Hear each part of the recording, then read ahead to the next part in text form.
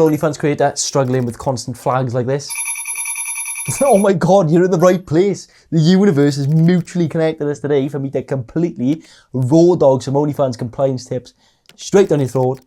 Hopefully that makes you happy and hopefully you learn something. If you don't know who I am already, my name is Dylan. I help creators like yourself solve everyday problems and, here's the best bit, turn your personal style into professional and profitable value. Number one is tags. It is so important you tag in your videos. I see it every single day. Red notification after red notification of untagged videos.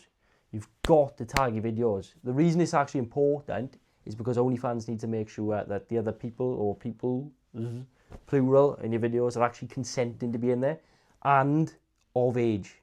They've got to know who this person is just to make sure it's fine to be on the platform. Two ways of doing it. Number one is a verified creator account, the same as what you would have.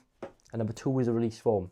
It doesn't matter which one, but they've both got to be verified and given the A-OK to be used by OnlyFans. You've got to make sure this is done first. Once done, and you've added it to your video and it's all sorted, go ahead, sell as much as you want, but do not sell until you know that this tag is sound. The last thing you want to do is get really excited, you've just made a new video, think, oh, I'm going to make loads of money off this, send it out in a mass message, the tag isn't okay, people have already started buying it, and then all of a sudden they're like, I can't see my video no more. I want a different one. And they've got this mob of angry people who are so annoyed that they can't view the video. You've got to send them something to replace it, and then you're putting yourself out of pocket, not only your time and your energy, but you might actually lose a fan. And the last thing you want to do is lose a fan who's willing to buy content. So make sure your tags are on and verified. If a tag is a guest account, it's not going to work. Make sure you've actually got a verified account. Number two, and this is the big one. This is the big one. And when I mean big, this is a massive list. And you're never going to remember it unless you're some sort of mega super genius. Banned words.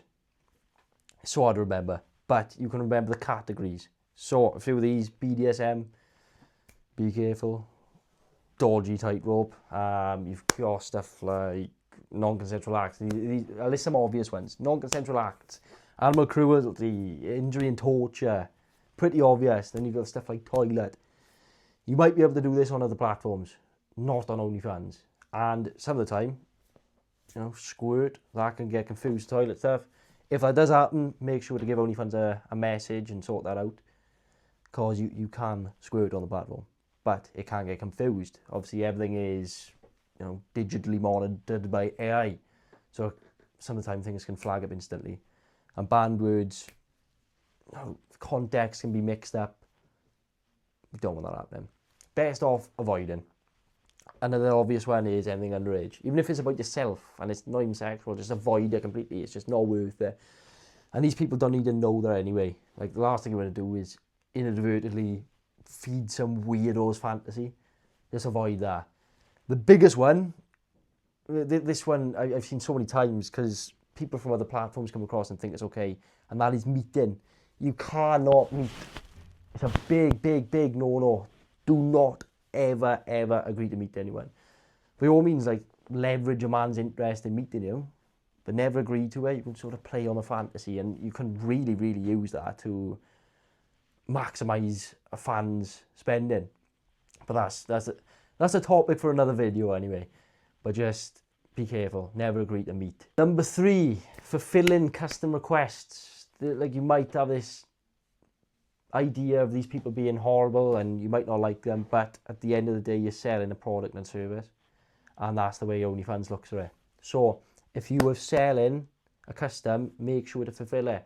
There's two reasons it's not good to scam people on there. And that's simply, number one, is because they're only going to get reimbursed anyway. So you could take the money, go and spend it, and then all of a sudden, OnlyFans just zaps it back into your account. But number two is if you keep repetitively doing this, they're going to ban you. And you're not going to make any money from it. And it's just not, it's not very great. So make sure to fulfill your custom requests. A simple thing you could do if you're not motivated is simply up your custom request price. And then at least it makes your time worthwhile.